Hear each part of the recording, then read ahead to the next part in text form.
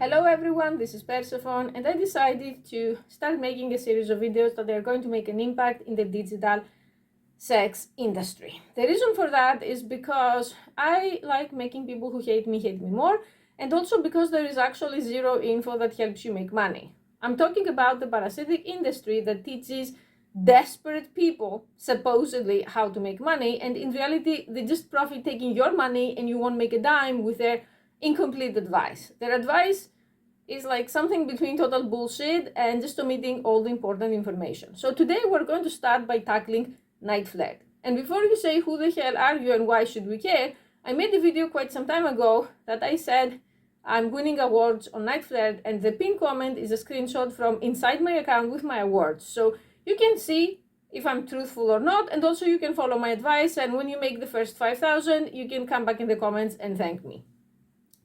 So the first problem with Niteflirt is that, I'm going to be real, it's great, but most people start there when they're desperate. And I was no exception. Like, the number one reason from my experience that women want to get into Niteflirt is because coming isn't working for them. So in my case, I was doing well in coming, I can't complain, but I was really getting burned out. Like, I felt like some kind of dystopian slave wasting my life in front of a camera. You can't just exist day after day in wigs and cute clothing. And the thing that bothered me the most about coming, and that's the number one reason that I prefer Niteflirt, is that I don't want to flirt with men for the potential of someone tipping me. I don't even like random people all that much. I'm an introvert. Like, I'm struggling every day to not become a misanthrope. So if I'm interacting with you, you have to be paying me, or we have to be friends in real life or lovers in real life. I don't want to, like, it honestly felt like cyber begging at some point. So when I found Niteflirt, I was like, oh my god, I hit gold. So I'm going to tell you insider info you won't find anything anywhere else. Problem number one, the first days you have something like a 30-day tag. I don't care about the people who say such a thing doesn't exist. I experienced it. I joined Niteflirt in November 2022, and the first 30 days I could just work 3 hours and make like hundreds of dollars. And the first month I made like 5,000, boom, just like that, working like, I don't know, a few hours. And I was like, oh my god, I have found the lottery ticket here. Oh, I don't have to do coming. I can just wear whatever I want and watch Netflix or anime in between, and money will just keep rolling. Well, that's not going to last. The reason for that is I truly think that the site sends traffic the first month, and also because a lot of guys, the real king is to just call the new girls. So they're going to call you at first when they see the listing, and then they're going to move on to the next girl, and the next month you're going to sit there wondering what happened. Why am I hearing crickets? So in order for me to make the same money in December, I had to keep my lines open for 12 hours, not for 3. So the first month, first advice, the first month, you milk the cow, you grab it and you milk it. You are going to start when you know you're going to be able to have your lines open as many hours as possible. People are going to say the tag doesn't exist. We call these people losers. I have the money to prove that. So the first month, find a timing that you're going to be available for at least 6 to 7 hours, and you're going to get some good money and some good ratings. Don't be afraid to ask the people to leave a good rating if they are satisfied. How do you know they're satisfied? Well, it's YouTube, it can be too graphic, but if they ejaculated and you heard it or you saw it, they're satisfied. Going back to the part number 2 of you saw it. There is a specific curvy lady that I don't want to name anyone for their privacy. I don't hate anyone. I don't have ill will towards anyone, but when I see bullshit, I call it out. She has this channel that supposedly is the holy grail of Niteflirt info, where she talks and drinks stuff. And first of all, from her looks, I find it very difficult to imagine this person as a professional seducer, but okay, that's just my preference. And second, because the real money on phone sex isn't phone sex, it's phone with cam. This is the actual bad news. If you hate camming, you're going to say, oh my god, not again. So when I was really fed up of keeping my lines open 12 hours a day, because I went from a dystopian slave who wastes her life away in front of a camera to a dystopian slave who wastes her life away next to a phone, I realized that I have to somehow speed things up. So what I did is, you make a listing. I'm not going to even explain the technicalities of how to make listings and what to write, at least not on this video. And you list phone with cam. So when this happens, you have to have Skype connected. And basically, if you're a cam girl, it's the exact same thing as doing a private Chaturbate cam show. So you're on Skype, the other person is on Skype, their camera may or may not be on, and you do the show and you get paid because the phone is on. From my experience, because there is always an echo and I'm autistic and I can't, like it actually overstimulates me, usually I just mute the phone. We interact like the phone is still running. We interact using Skype microphones and it's the exact same. Niteflirt gets paid, I get paid, that's about it. There are people who prefer to mute Skype, you can ask your client. But the reason why I'm calling this video the Scammy Niteflirt Gurus is because they're going to tell you, oh, you can just use someone else's photos on Niteflirt and no one will know. That has resulted in two major problems. Problem number one is men aren't as stupid as the Niteflirt Gurus want us to think. So if I had $1 every time a man was actually traumatized because she got catfished, I would be Elon Musk. Like a lot of them realize that it's not the same person. So I don't believe in catfishing anyone to make money. Using good makeup, yes. Wigs, yes. Light that works for you, like any kind of like light stand or whatever, yes. Filters in your photos, go for it. Stealing someone else's pictures, because that's what a lot of women do. They don't even pay someone else for pictures. Stealing her pictures and using them, it's actually deplorable in my opinion. I don't do business this way and I don't want to teach you to do business this way either. If you're going to say, but I'm ugly, first of all, there is an audience for everyone. And second, if you feel ugly, you have to invest some of the earnings that you'll have on self-care and improvement of your looks. And the other problem is that, number two that I mentioned earlier, the money are on phone with cam. How the hell are you going to make a cam show if you're a catfish? You can't. So you are missing out in a huge source of income from phone with cam when you have someone else's pictures. That is something I didn't see on any of the videos from the Niteflirt Curvy lady and from other ladies, and I didn't see that on the forums too, and I have to tell you here, it's so easy for me to make 200, 300 a day during doing phone with cam. So why would I tell you to throw this away and just wait over the phone? That's stupid. If you tell me I don't feel comfortable doing phone with cam, I totally respect that. You do what works for you. This video is aiming towards a specific audience. People who are strapped for cash and people who don't have patience and want quick cash. So if you want those two terms met, phone with cam is the way to go. In general, don't catfish people. It's going to come bite you in the ass. When I first joined Niteflirt, I almost got banned because there was someone who kept reporting my listings and he kept saying revenge tourism here. I know her. I'm your fan from YouTube. How dare you steal her pictures? And I was like, oh my God, he was chatting with me. Like, it's me. Call me to hear my voice. And he's like, no, it's not you. And they froze my account for a day to investigate. I don't know why they investigated it, but in the end, they reinstated it. So see, you can get in trouble even if someone else steals your pictures. So that being said, I have to tell you that it's very important to price things in a way that you don't work like a slave all day, and also that you don't intimidate new clients. And I'm going to tell you my pricing. The first month, I started from $1.5 a minute, which is pretty low because I wanted to give people a chance to get to know me. And eventually, I think $1.99, like $2 per minute, it's pretty logical. That is for just phone. Phone with cam, I have it at $2.88 at this point. Sometimes I make it $3, but because I have a lot of people who are regulars and they call back again and again, I found out after trial and error that this price is the best for regular client retention.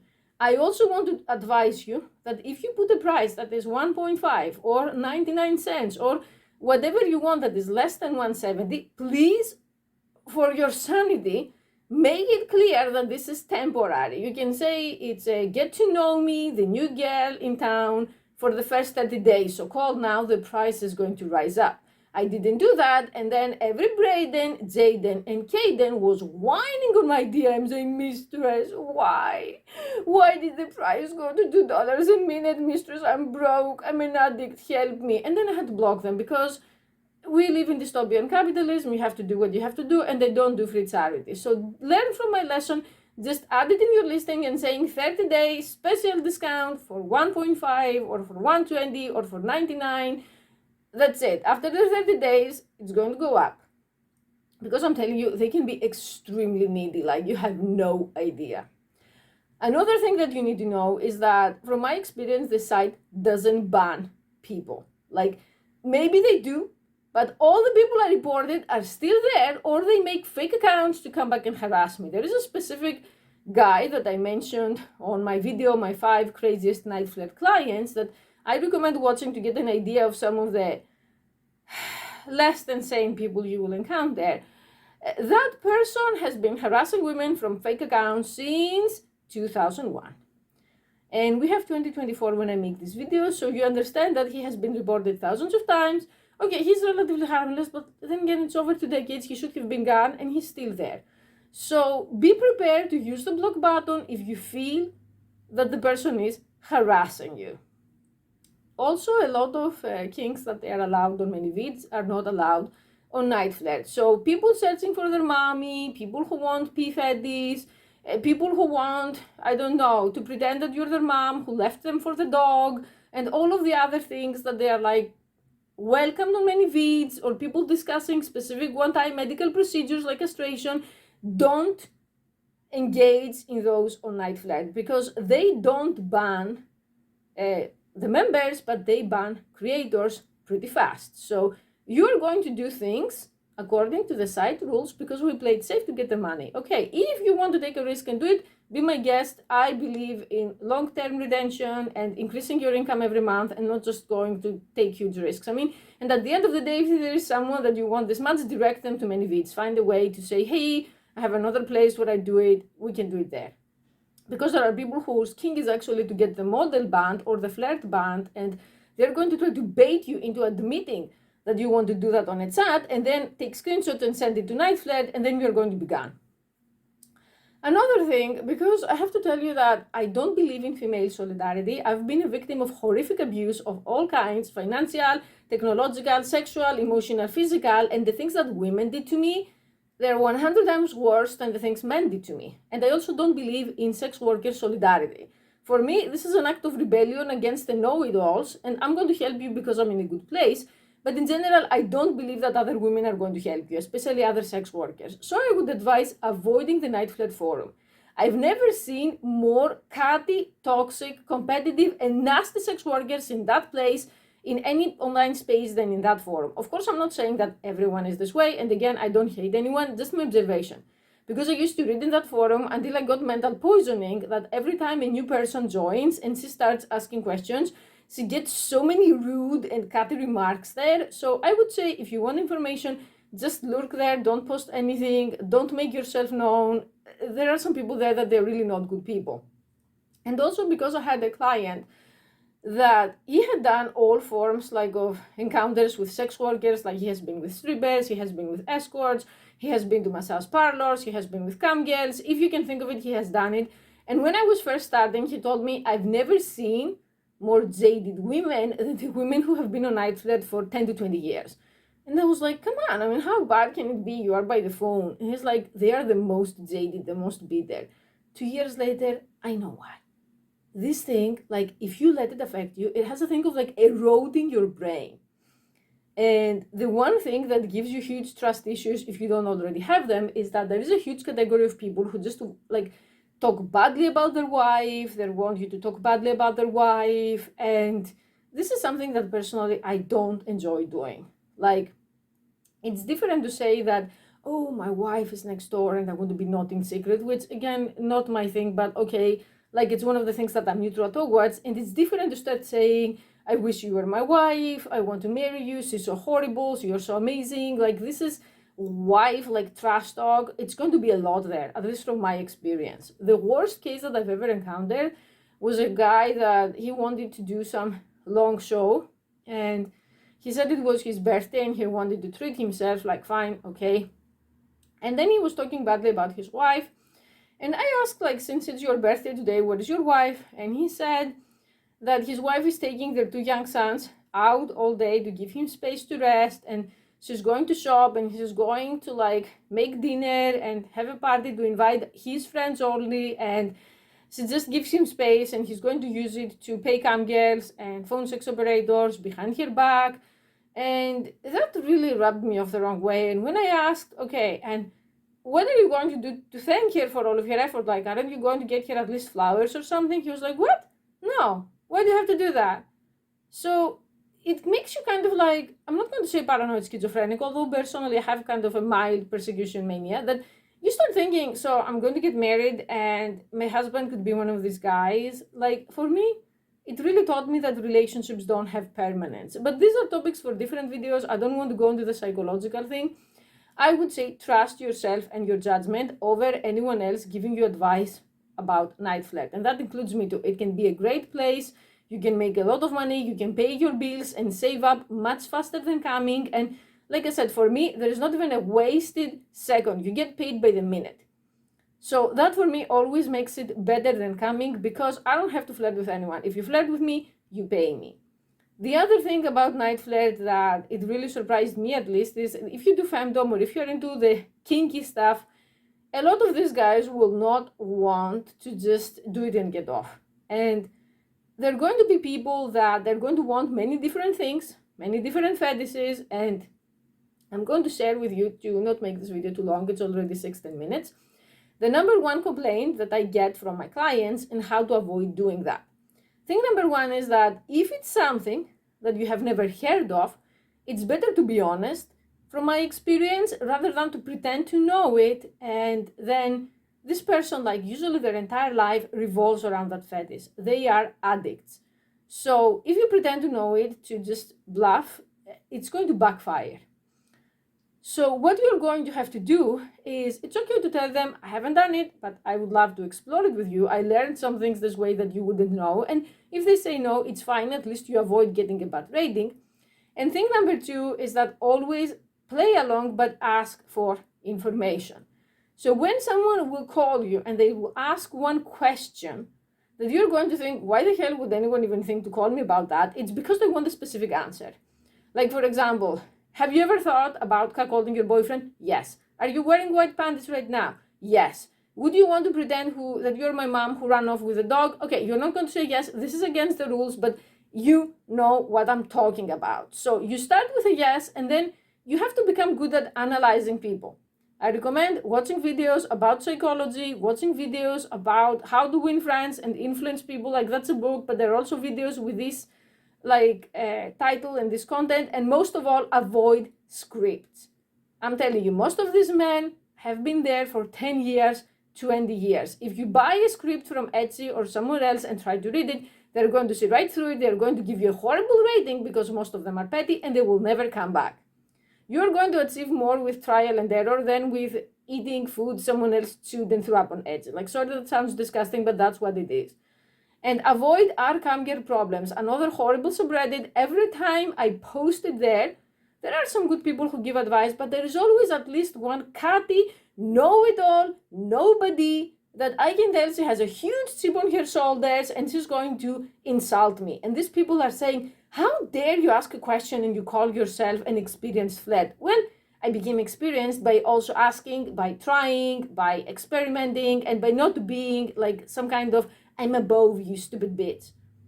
I'm telling you also, I dislike 99% of femdom goddesses. Like, I can count on one hand the femdom goddesses I'm friends with, and I don't think they will ever increase as a number. Goddess Anissa is a great goddess, by the way. She's a tech-dom. You can check out her Twitter. I really like her. But few women have her professionalism and her manners in that industry. Most of them think that being a smartest bitch is what is a femdom goddess. It's not. From my experience, if you're going to be like this, the insecurity, like the stance hits me from the other room how insecure you are. So I don't know if this video helped. If you want me to make more videos with advice, I'm going to do them, because I still get thanks from my videos about Chaturbate from years ago. So we're going to expand on that and on other ways to make content. In the meantime, if you like it, subscribe, share, you know the whole drill with YouTube, and thank you for watching.